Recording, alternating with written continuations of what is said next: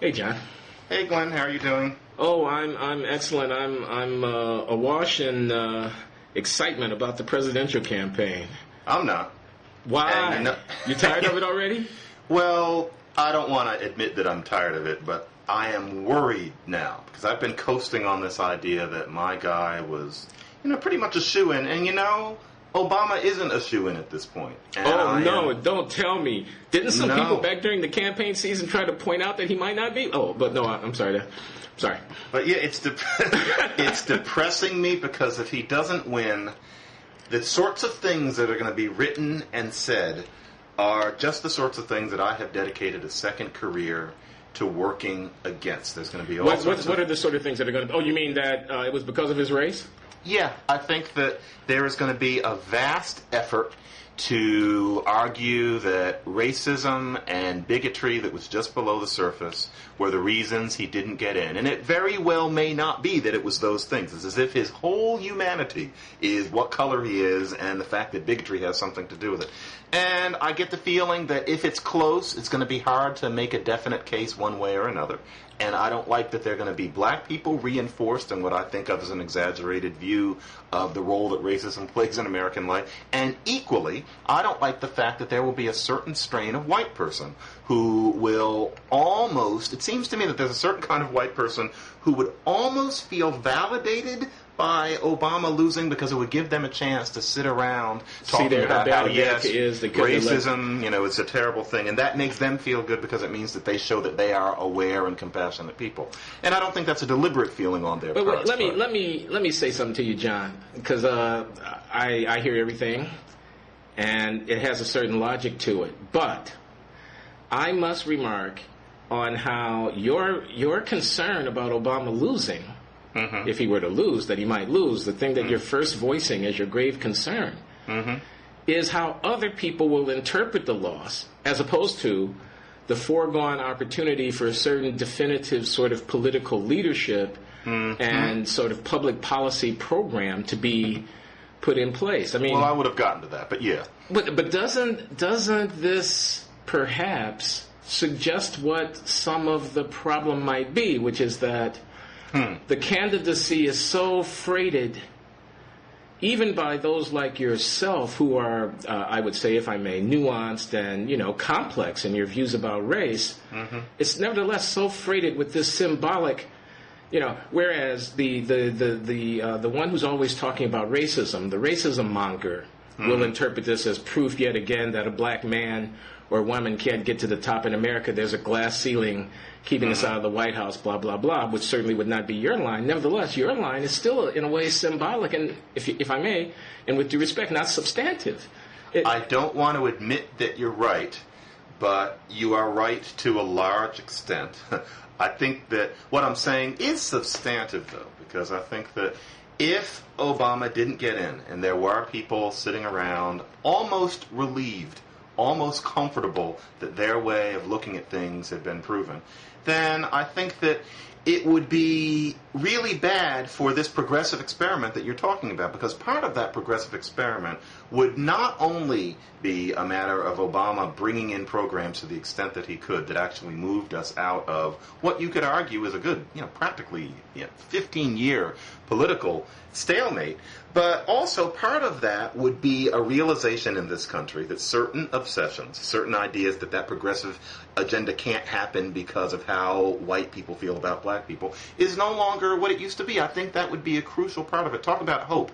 How much hope can you really have when a lot of people would really rather think about racism than about what you do to get beyond it? So I see what you mean, and yeah, there is symbolism here. When I think about Obama, I definitely think about the things that he could do and the new kinds of politics that we could see. I would be excited to be an adult and thinking about these things and watching something like that happen once in my lifetime. But yeah, there's a symbolism because I think that the symbolism could be really magic. And quickly, I'm not trying to plug myself, but I'm really into what it would mean in terms of children growing up with him as president. I had a piece in New York Magazine that I don't think was any big deal last week, but it was there.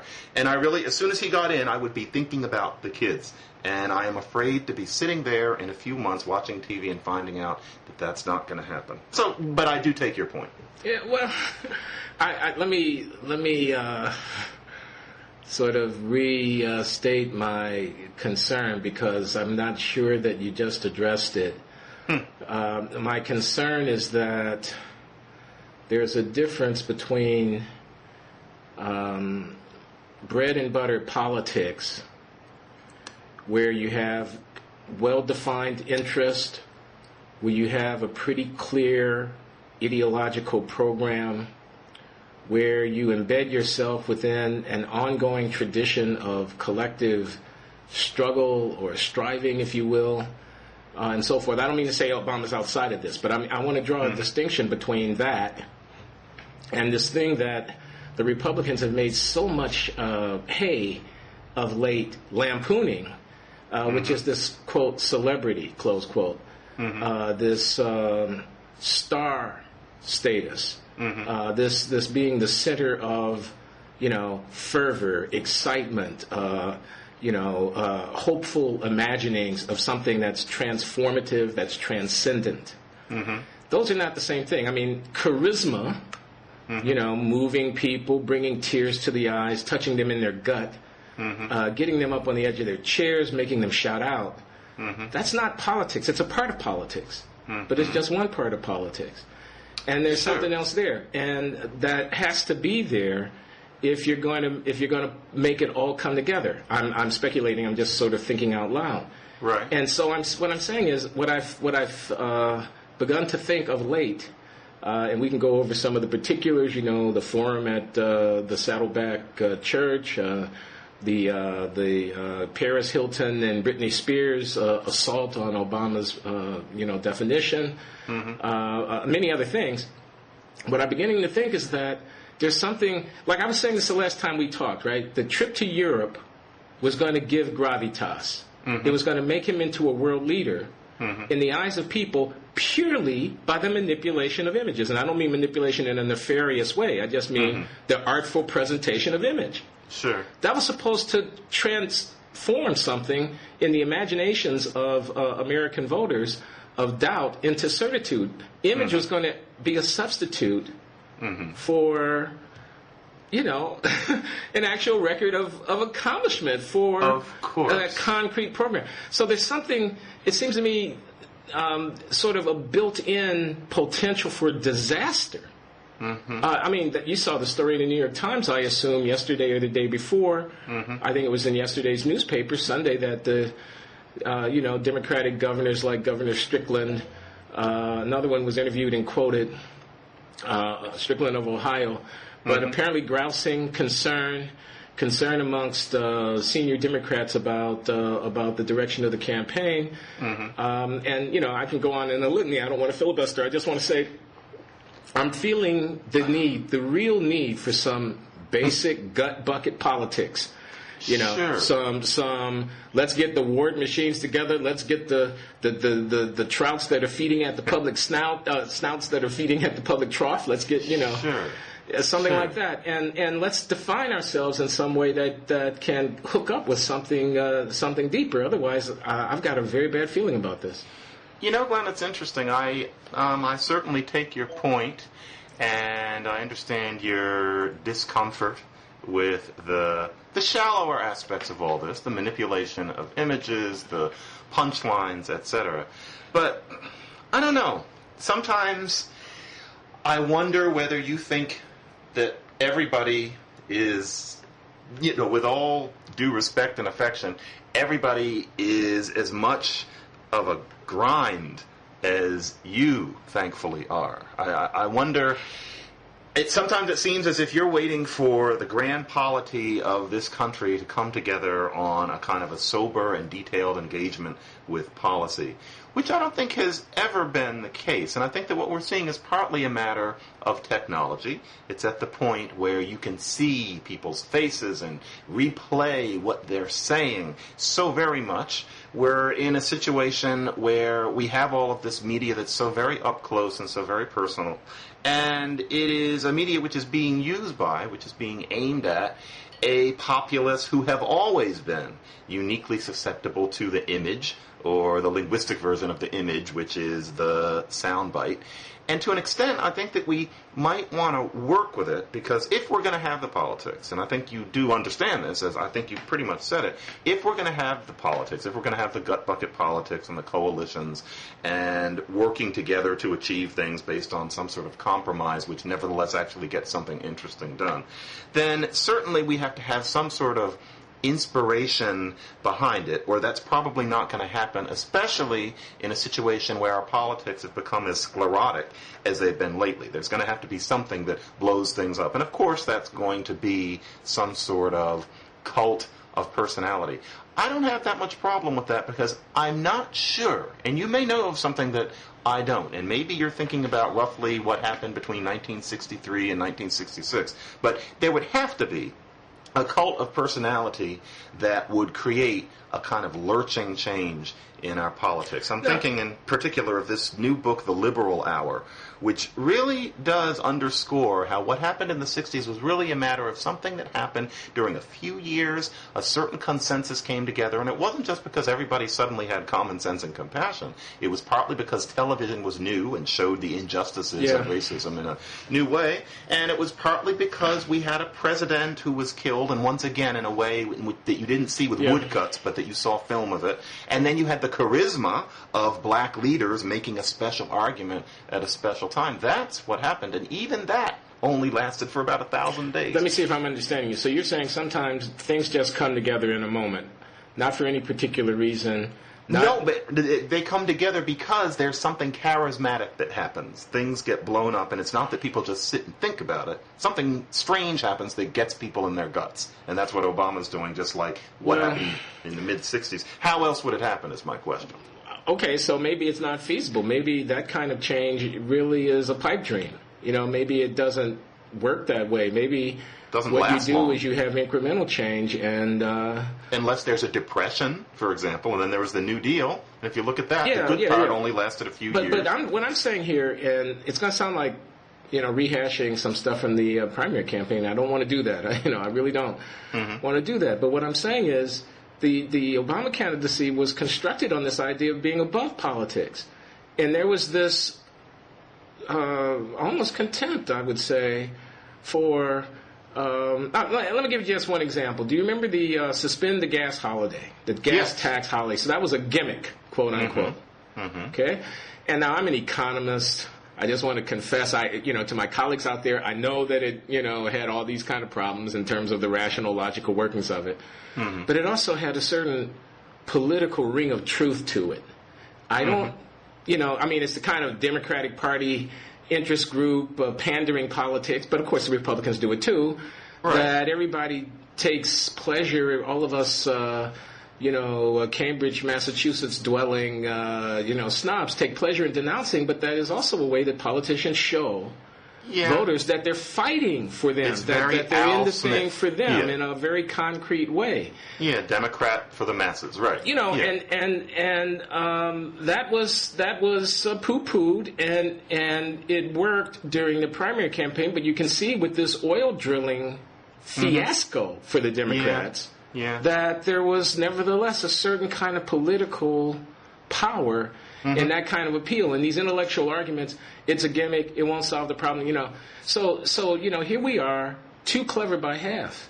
Here we are, so smart that we're not going to play, so smug that we're going to disdain that old game, whether it be about a flag pin being put in or whatever it may be. I mean, it all is of a piece. The bitter comments, there's not a tirade against the candidate. These are just simple observations. They're all of a piece about a failure to, sort of get down to retail, street level, press fleshing politics that can work. And, let me stop because I've been talking for a long time. Give you a chance to say something. Well, I would just say that to the extent that you don't like that, I would say that is changing. And so it seems that Obama is realizing that he might want to make some more compromises. in that sort of vein, and I think that that's a good thing. I would certainly like to see, I mean, given the fact that he really may not win, given the fact that there is a kind of white person who, I don't think that white person is necessarily a racist, but that white person does not find his color and his biography as sexy and interesting as a college town white person might.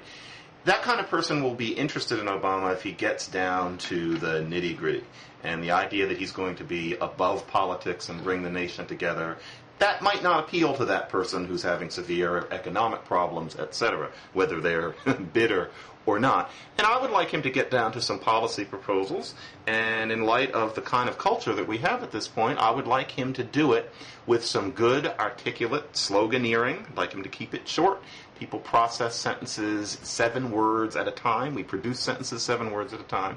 I think that he ought to get out there and start making some music so that there can stop being this idea that people don't know who he is. For a certain kind of person, who Obama is this symbol. I suppose I'm one of those people. For another kind of person, all they see is this increasingly shifty figure who had this association with this race-baiting firebrand and made a speech where he didn't seem to quite step out of it, and then made another speech where he stepped away from him only when he had dissed him, which didn't seem like it was enough. And I think that Obama could really put himself over the edge, given what a weak candidate John McCain is. But I agree with you in a way that he might want to do that by actually dealing with more concrete issues than he has always been, and getting down in the mud, so to speak. Is that what you mean?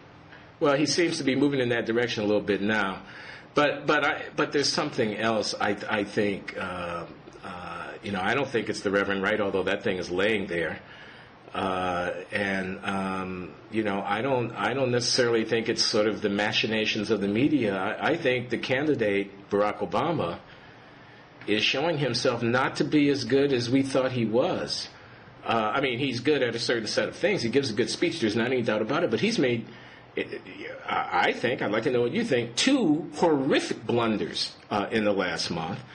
This race card comment where he walks into a trap, I believe, set by the Republicans. They're sitting and waiting. The first time he raises it, we're going to smash him with this, they're saying. And he makes this comment. Again, it's somewhat smug. We're morally superior. But these dirty old Republicans, and they're going to tell you this and they're going to tell you that. And that was okay during the primary. But it ain't going to play, in my opinion. And I think he really lost big time on that when McCain and people come back and say, you're playing a race card from the bottom of the deck, blah, blah, blah, blah, and they sustain several days of news cycles of whatever. The other was, and I don't think we've yet heard the last of it, the comment that he made about Justice Clarence Thomas in the Saddleback Forum on Saturday night. Well, I think it's a blunder, John. I'd like to know what you think. Here's the thing. Don't get me wrong. I'm no fan of Justice Thomas. I know you're not. Yeah. Barack Obama's the last man on the planet who should be talking about fitness for office of an African American at the top of American government. He's the last person on the planet who should be talking about that. Yeah, people have said that. Well, but do you think it's not true? Well, I don't know. Frankly, I admired his comment about that, despite the fact that I do not hate Justice Thomas. I think that he has gotten a really bad rap. I despise the way he can write an autobiography and people are looking for the tasty passages that don't shed a good light on him. Sure. He's had an awful time. Yeah, Michael Fletcher and Kevin Merida write this book that, in large part is a hit piece on the poor man, and that's considered ordinary reportage. And then nobody pays attention to something like First Principles by Scott Gerber, I think it was, that actually looks at the man's jurisprudence so far and shows that he is not Scalia's pawn and that he does think for himself somehow. Well, you're right. I never heard of this latter book. Interested. Yeah, that's an interesting book on him. Yeah, and so I don't have any hatred of Thomas. Nevertheless, I do believe this. And I almost hate to say it in public, but it's true. He was underqualified at the time, and I think that to pretend that he wasn't is almost a kind of a lack of black pride, as if somehow that was okay, that somebody was brought in as a token, which he definitely was. Now, what's important is how he's done thus far. No. But Okay. The thing is, Yes, of course Barack Obama is not as qualified to be in the Oval Office as a great many people. It would be kind of a gamble. Nevertheless, as far as I'm concerned, that doesn't mean that the statement that he made was wrong. The issue is, do you feel that that should have happened? And he said no. And I don't think that he should somehow primly not say that, not speak about that, just because he happens to be not especially qualified for a job that he does not have yet. Do you see what I mean? No, I don't, John, or if I do, I don't agree. I mean, Obama in that comment did something very specific. He said that Justice Thomas wasn't well qualified to be on the court. He said, whereas Scalia and Roberts are people with whom he might also disagree on jurisprudential matters. Nevertheless, there can be no doubt of their brilliance. And he left the impression, more than the impression, I think, that here was, a sitting Supreme Court justice who had somehow gotten into his office without meeting reasonable expectations about competency. And for a guy who's susceptible to being attacked as an empty suit, who is being attacked in that way, for a guy about whom it is said, well, Abraham Lincoln only had such and such years and such a legislator before he became president, therefore, in other words, the reach of the arguments is so abstract and wishful in their, and really what's lying behind it is, I dare you to say he's not competent. Political correctness is lying behind it, because implicit in that is, I see, John F. Kennedy could be ready to be president, but because this fellow is black, he's not. See, so the Obama campaign has lived for so long on that implicit threat, which is collapsing even as we speak, that he ought to have tiptoed around. He had to know he was going to be asked about the Supreme Court. They ought to have decided, I'm not going there. Instead, he raises this issue of competency in a way that makes him look like I'm the only black man on earth marginally qualified by conventional life experience for a high office to which I aspire, to whom everybody is supposed to bow aside. And guess what? I can criticize other African Americans who have similarly been admitted into the inner councils of American government as being not as smart as me, couldn't have made the law professor faculty at the University of Chicago. I think it's a disaster. Wow. Yes, I think it's not going to go away. I can be proved wrong about this. I think it's a grave error. Glenn, not to minimize what you're saying, but it's funny you would have that interpretation. I sense you don't like that guy.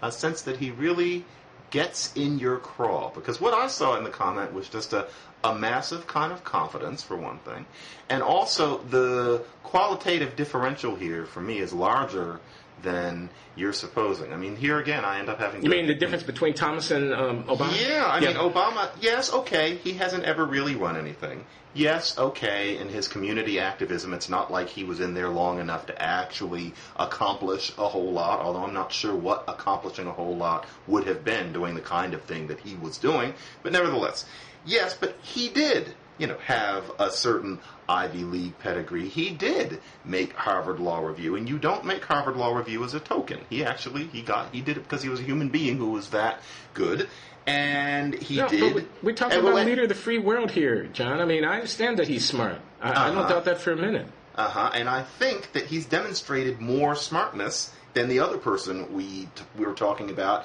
in 1991. They're the books that he's written that we have discussed a little bit, which is, again, more of the smartness, more of the largeness of soul. And so in terms of what we know of him now and what we knew of Justice Thomas almost 20 years ago, I see there being a big difference, and I'm sure that's the way Obama processes it too. Let me concede to you that it's arguable about who would have been ahead in this sort of sweepstakes of comparison resumes. But I think there's an emperor has no clothes quality to the Obama assertion that I'm ready to lead the free world, to be the commander-in-chief, to be the person who brings peace to the Middle East, to be the one who reconciles the conflicting factions in the U.S. Congress and actually gets us moving forward on our problems. A few years ago was in the Illinois State Legislature. I have no major accomplishments, legislative or otherwise, although I've written a couple of books that have done well. There was an emperor has no clothes quote. When Bill Clinton said it's a fairy tale about this argument that I had the judgment to be against the war when I didn't have to cast a vote in the U.S. Senate for or against the war. The claim that my lack of experience is offset by the fact that I'm not from Washington and I had the judgment to be against the war, and Bill Clinton said it was a fairy tale, and that was dealt with by talking about, by an ad hominem argument, basically. Clinton's the kind of person who would make a comment like that, and not by addressing the substance of the argument, which is that when you represent a liberal district from Hyde Park, Chicago, and you stand up and give an anti-war speech, that's not the same thing as being in the United States Senate and having to vote against the war, and all of that. So there's an emperor has no clothes. And then the emperor, with partly naked, stands up and starts pointing at a naked emperor and saying, hey, that guy over there doesn't have any clothes. I'm telling you, it's a disaster. I have an awesome command of both domestic and foreign policy, which I've acquired within a relatively short time. I used to be a constitutional law professor, and according to all people who took my classes, was very good at seeing things from both sides and drawing syntheses down the middle. I am a person with considerable intelligence, not to mention charm and common sense, who also shows that when the chips are down, I can play politics in a way that as often as not is effective. Won't you take a chance on me, given that in addition, if this country has a severe problem with the issue of race, then what I am and what I will be and what I will do will help us to get beyond that in a way that nothing else would, except roughly another 60 years of rampant and happy miscegenation. That means something to me. And you know, Glenn, if the person who was in the position he's in now was not kind of arrogant, it would really be a surprise. And if we didn't think he was arrogant, then it would be rather clear that it was just a pose. You know, people who do this sort of thing think a lot of themselves. If he were a better politician, he wouldn't let the arrogance show through. I agree with you that it can't be. There can be no doubt, but that anyone who aspires to this kind of a level has to think well of themselves.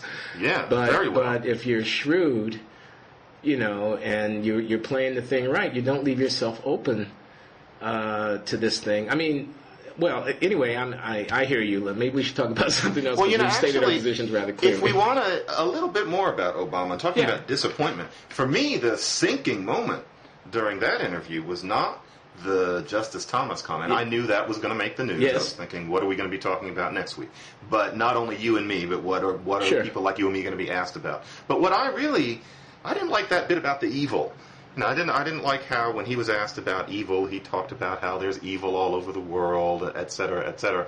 That struck me as rather pious and PC when he didn't really get in that there's a particular kind of evil that might be of particular danger to us. And without going to the extremes, and I think there have been some really unethical extremes that the current administration has gone to protect us from this, it could be done in different ways. And I worry that he doesn't see that there are people who hate us for reasons which, whether or not they are justifiable in a socio-historical way, could really promote a kind of a danger that we need to think about. I sometimes worry about him on his Middle Eastern foreign policy and how he would grapple with Iran, etc. For me, that worried me. Well, I hear you, and I know I agree with you that was not a good moment for him at all. I mean, his answer was abstract. And I found that he had four different kinds of evil, right? I mean, there was genocide, there was I don't know what, racism, sexism, homophobia. And that's a kind of arrogant thing. That's, I understand that there's evil among all people. My culture is not better than any other culture in any other way. That's a kind of a Hyde Park, I'm better than you, which rubbed me the wrong way more than the Thomas comment. Okay, well, I agree with you that it was not a good moment for him. I think, I've thought for some time that either you're going to embrace in a full-throated way this global war on terrorism, Islamofascism, radical Islam, a threat to American civilization, this Manichaean view, this new Cold War, 100 Years War, the 21st century. The problem is extirpating radical Islam, war on terror. Either you're going to embrace it wholeheartedly, or you're going to critique it at its root. Right. I've thought. Easy for me to say, I'm not running for president. I don't have a bevy of advisors around me telling me I can't say something. What I think Obama really believes is that the whole thing is off the tracks. That Bush is an idiot. that these people who decided that they were going to define a technique, which is terrorism, as an enemy, and then engage in an Orwellian kind of crusade against it, are off on the wrong track. But of course, he dare not say that. Too many political calculations say one can't say that. Precisely. There are very articulate, very knowledgeable people out there. I think of Andrew Bacevich, the defense intellectual at Boston University, who's been writing a series of books critiquing the rise of what he calls the new American militarism and worrying about the prospects of a kind of moral fervor-driven American military global engagement that could both bankrupt us and lead to much mischief in the world. Of course. So there's a view that's out there. You could articulate that view. You could actually critique the thing at its foundation. But no, we're not going to do that. We're going to try to coast into the presidency on the national anger about a failed war in Iraq rather than articulating a genuinely progressive vision about what American power in the world ought to be if it were informed by the idealistic vision of a young Democrat from Hyde Park, Chicago. Here's what I'm saying, John. Barack Obama has to earn the presidency. He's not going to coast in. This is not a popularity contest. He's going to actually have to show us something. Okay? Now, if he'd take a stand on something controversial and unpopular and stick with it and argue the marriage through and change the consensus on the ground, by the time we got to November, he would have shown the kind of courage, character, vision, and leadership that he attributes to himself without having had the actual accomplishments to vouchsafe it. I don't think the Republicans are going to let him coast into the presidency. I think he's actually going to have to show himself to be a world leader and not just get photographed with world leaders before he can be elected. When was this? I'm sitting here, I'm thinking about elections over this century. I'm really trying to think of one where discussion was carried on, other than between about 150 people, on that high a level. Could this country listen to Barack Obama if he tried to make that utterly sensible message, most of which I agree with, without being savaged by a know-nothing media, which is not going to go away? Take this, for example. The whole idea of him saying they're going to mention what a funny color I am or that his name sounds funny, etc. Now, technically, I didn't love that moment because I knew how it would be misinterpreted. He didn't say that McCain was going to do it. He didn't say that McCain's people, the people right around him, were going to do it. He was referring, I think, in his head, if I can put myself in his head, he meant the larger Republican entity, many of whom are not formally connected to McCain. And I think neither of us think that McCain would be giving orders from on high to do these things and saying, just don't let my fingerprint show. It's a matter of a whole bunch of ideologues who are not connected to McCain but think that they would be doing his good work. For Obama to mention that some of those theys would do that sort of thing, I think makes perfect sense. To suppose that it means he's accusing the McCain people of, that's what his they must mean, I think was an almost willful misinterpretation based on these politics. That's how people hear things. And so if Obama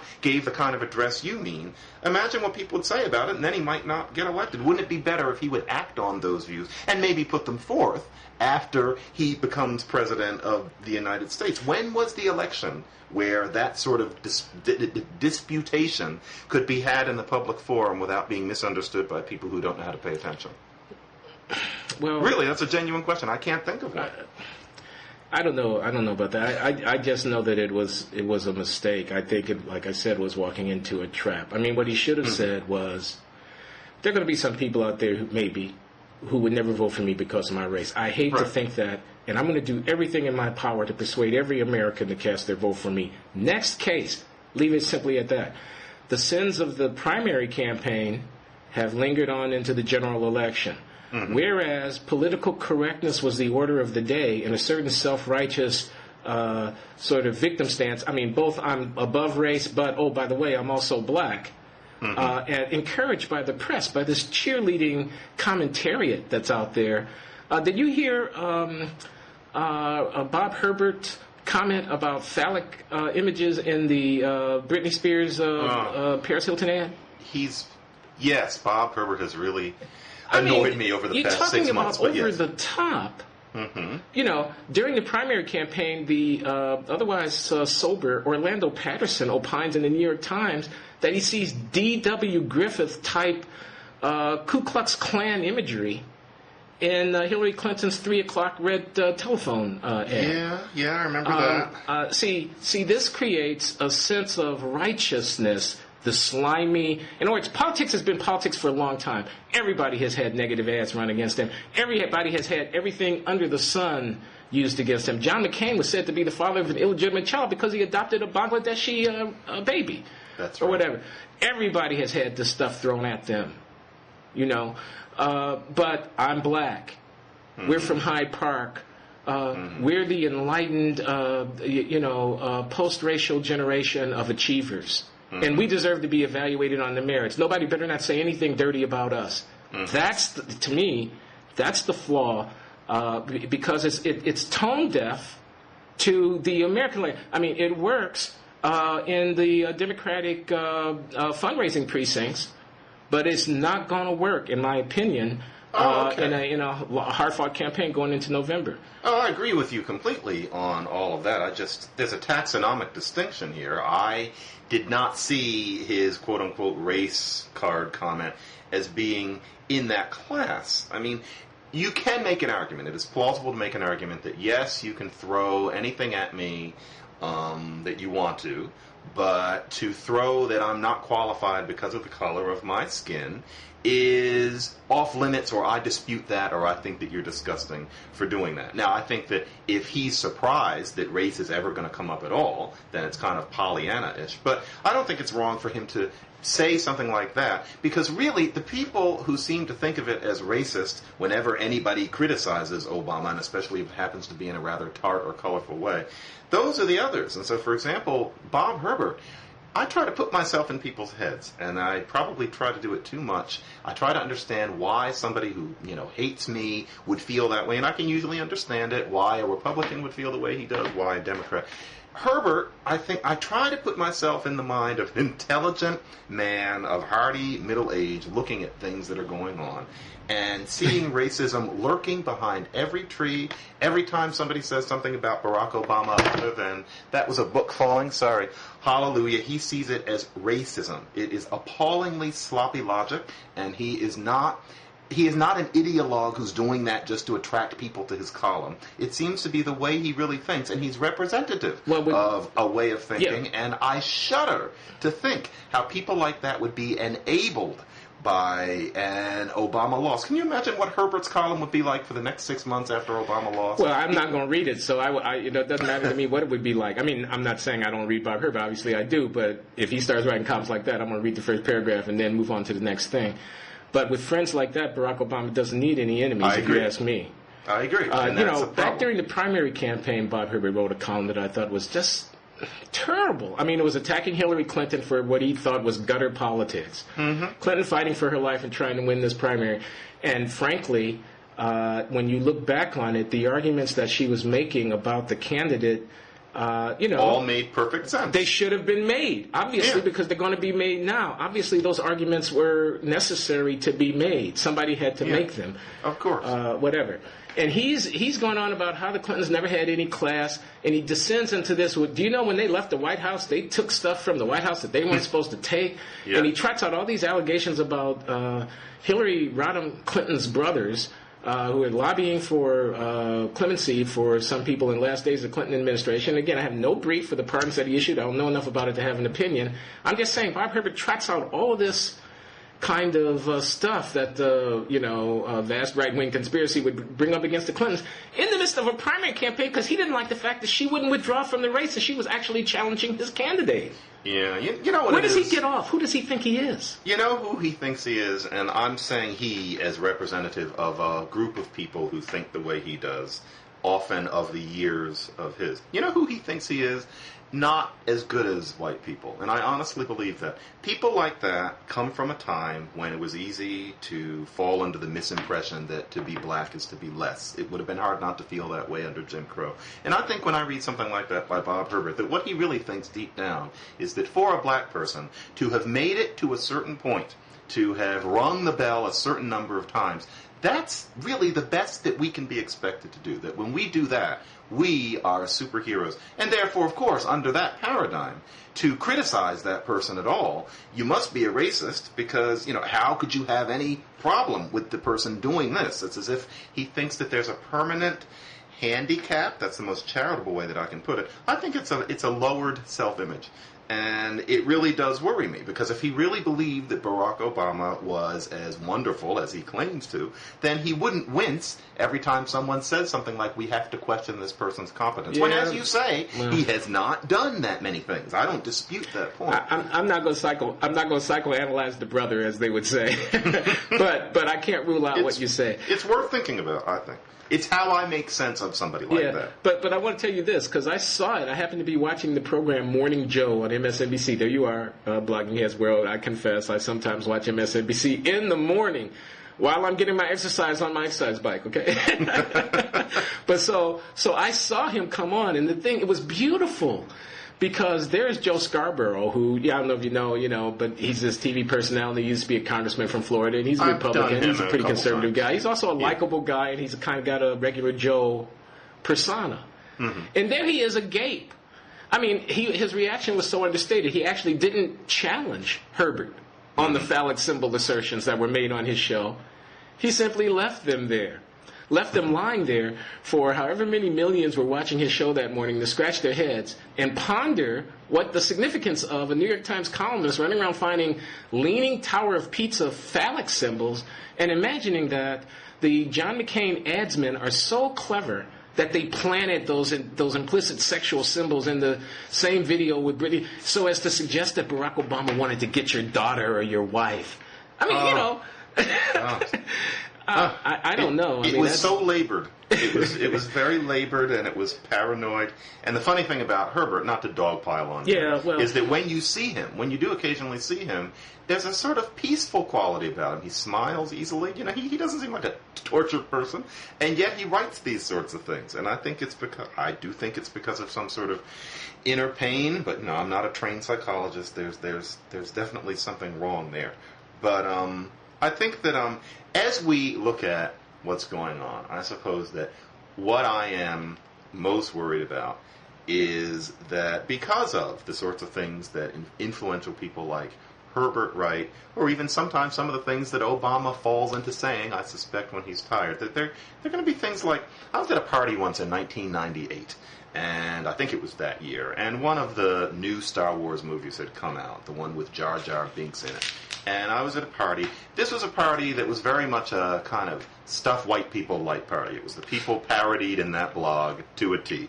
And there was a clump of such white people who were like 10 feet from me, and some guy came in, and he was one of those people, and he said he had seen this movie, and they said, so how was it? And I just overheard this, and he was saying, well, the Jar Jar Binks character has a Jamaican accent, and that just struck me as so racist, and all the people standing around said, oh, yeah.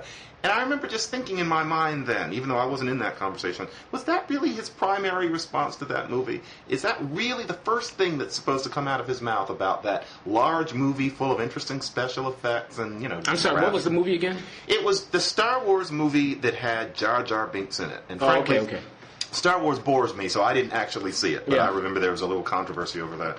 And it struck me, that person, those people get such a sense of validation out of it, acknowledging racism and not being racists. And those people like Obama.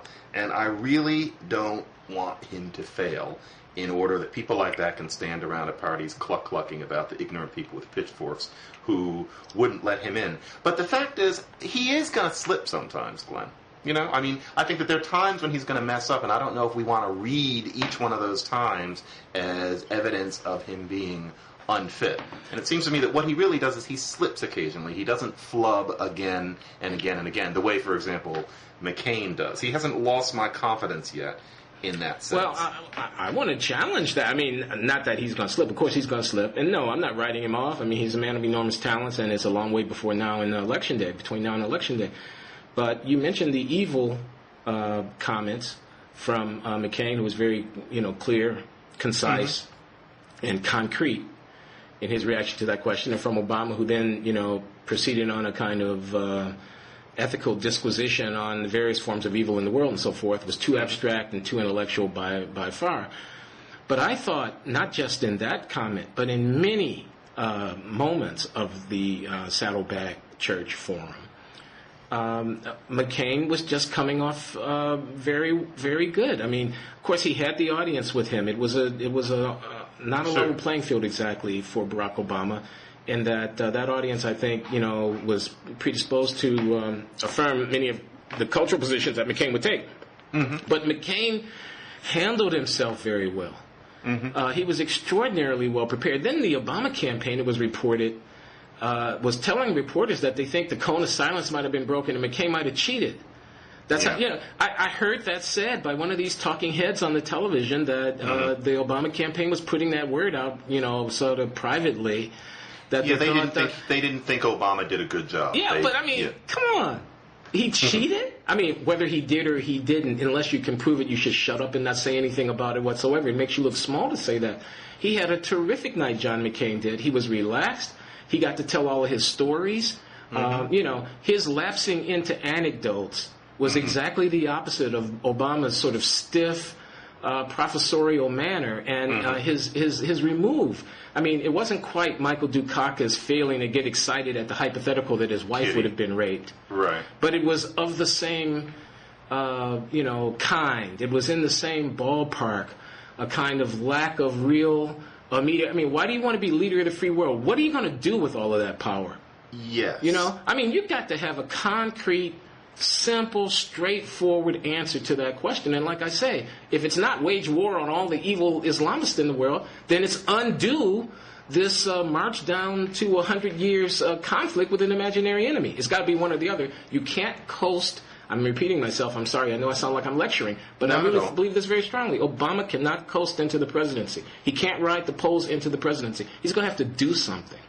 Well, I think that he is going to have to do something to an extent. But I think you might be missing issues of what linguists would call channel.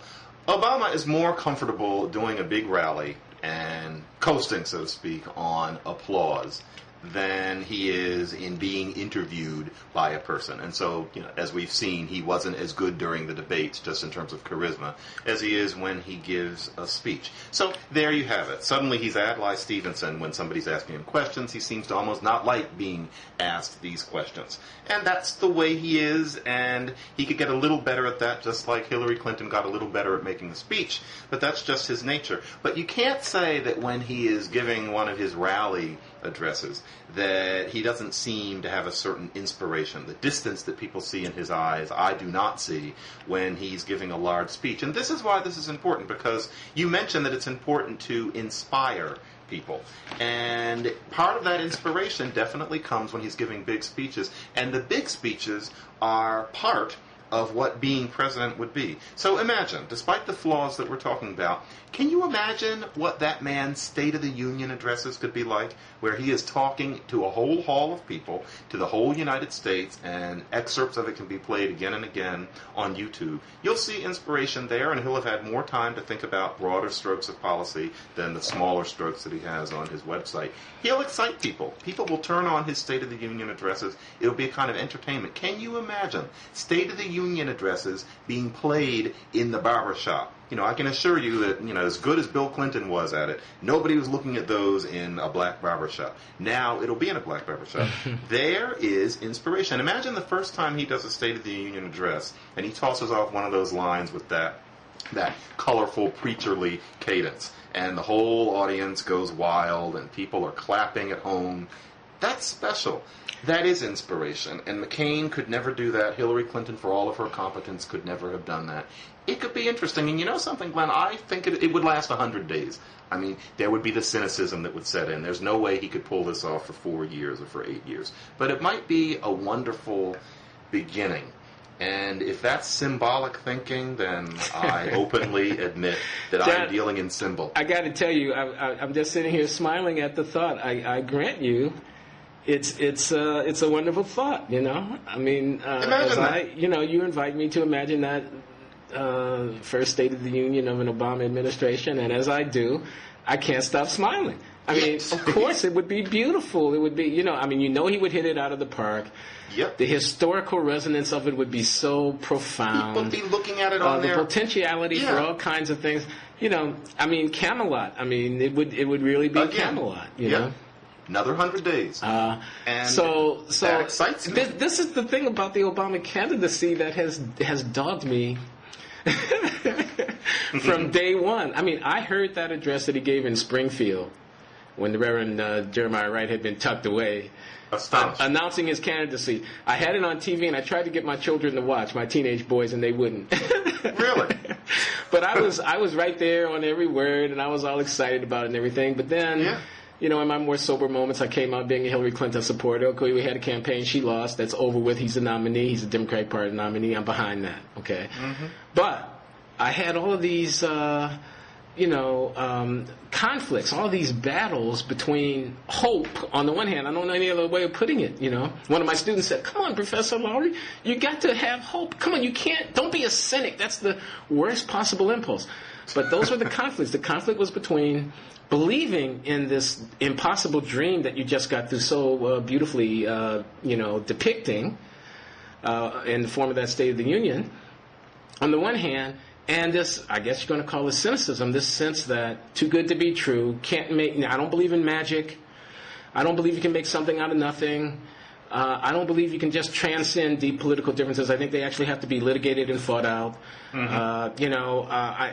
There was this other side of me, and of course that realist side won out. I supported Clinton. She lost. So here we are. And now in a way you're holding out the same vision. And I must say that in this, you and my 19-year-old son, Glenn II, are not so different in that, there's 20 years or more difference between your ages, but what I'm saying is this is the argument he's been making with me all through this summer. He and I have been reading these speeches, reading all these books, We write letters back and forth and e-letters, and I send him, links to things online. We have comments over dinner, and we take walks, and we talk about it. And, come on, Dad, can't you believe in something that you can't see? Is kind of what he's saying to me. Can't you imagine a picture in your mind and then try to work to make it become a reality? Yeah. That's what he keeps saying to me. And the thing is, John, I've just got the sneaking suspicion that reality is going to break in on us in a big time. That thing in Georgia. Yeah. That's the kind of thing. So McCain comes out, and he's got his very arch, very tough line. Mm-hmm. Obama's statement, I don't know if you saw it.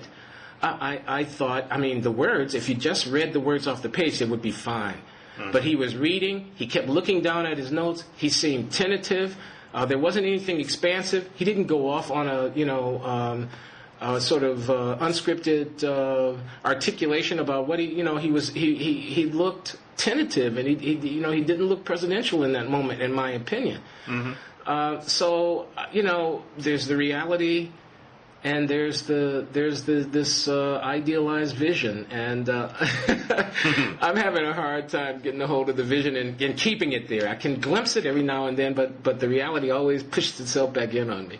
Well, something, I guess, though, now that we're past the primaries, the way I see it, and I think some people would disagree, I would rather see, in terms of where this country needs to go, Barack Obama get in and do just okay. And that would mean all the sniping and all the disappointment. If that's what it had to be, just okay. Then to have McCain get in and do whatever he was going to do. So we're no longer talking about whether it's Hillary Clinton. Yeah, I know that. McCain. I know that. And, wouldn't imagine if it's McCain, his first State of the Union address, and it really would be. And I don't hate McCain, but it would just be more the usual. And of course, the ideal is that Barack Obama gets in and creates some sort of shift, or maybe he'd get in and he'd just be okay. He'd be another Clinton, and that for me would be enough too. But yes, I am excited that something special might happen because of these unique parameters that have come together. And I'm not a dreamy person either, and I think that's part of, to the extent that I'm considered conservative, which I'm really not, it's because I do not have the sunniest vision of the way things could ever be. And we could get close to something sunny, I think, with this guy and get a whole lot else done in the bargain. I hear everything you're saying, and I am open to the fact that it may be getting to the point where I'm letting Obama slide too much. I have become a bit of a fan, I must admit. But it's the best thing that it seems we have available at this point. And so I guess we'll just see, especially next week. There'll be things to talk about after next week in the convention, too. If only theatrical, we know that they will be there. These are exciting times, I tell you. I can't wait for that convention. What do you think about the role that the Clintons have carved out for themselves Tuesday night, Wednesday night, et cetera, et cetera? Much remarked upon? I think it's fine. Yeah. I am really tired of people's dogpiling on those two people as if they're the spawn of the devil. The idea being that if they're there, they're going to try to take over. I'm unaware of the evidence that that is what those two human beings have in mind. They're big players in the party. They both have a lot of interesting things to say, and it was a very close fight. And so I'm missing something there. There's some sort of reindeer game I've been left out of. But I'm looking forward to seeing what they have to say. I agree with you 100%. I think it's a tempest in a teapot, all this complaint about the Clintons stealing his thunder. That's not it at all. He's the nominee. Everybody knows that. Yeah. Bill Clinton is a former president of the United States. Of the United States, right. You know what I'm saying? I mean, he's still a young man, relatively speaking, and his blemished, imperfect record was nevertheless a very strong record. And, he brought the Democrats in from the wilderness. Yeah. Of course you honor him. And his wife had, 17 million votes, et cetera, et cetera. She's a fundamental pillar of the Democratic Party, The baton is being passed on to a new generation. Why wouldn't he honor his, quote, elders, close quote? Yeah. He needs to embed his narrative in a larger narrative about what the Democratic Party is about. Of course he needs to soften the edges on his running against the Clinton administration, which he basically did when he ran for the nomination, and he had to, since the former president's wife was his major opponent. And he didn't mean that, and now he needs to make that clear. And he's going to be speaking to 75,000 in a packed arena, although some of the thunder, it seems to me, has been stolen from that by this extremely clever Republican attack. Mm-hmm. Because they can now say, of course he speaks to 75,000. He's a rock star. Yeah. But that ain't about, speaking to 75,000 is one thing. Dealing with the Russians in South Ossetia is another.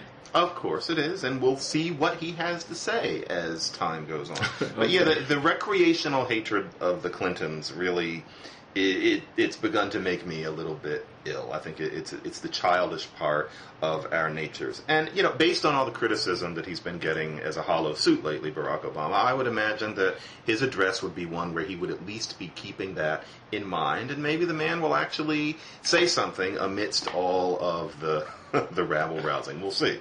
You say if he loses, it'll be bad because some people will go around saying he lost because he's black.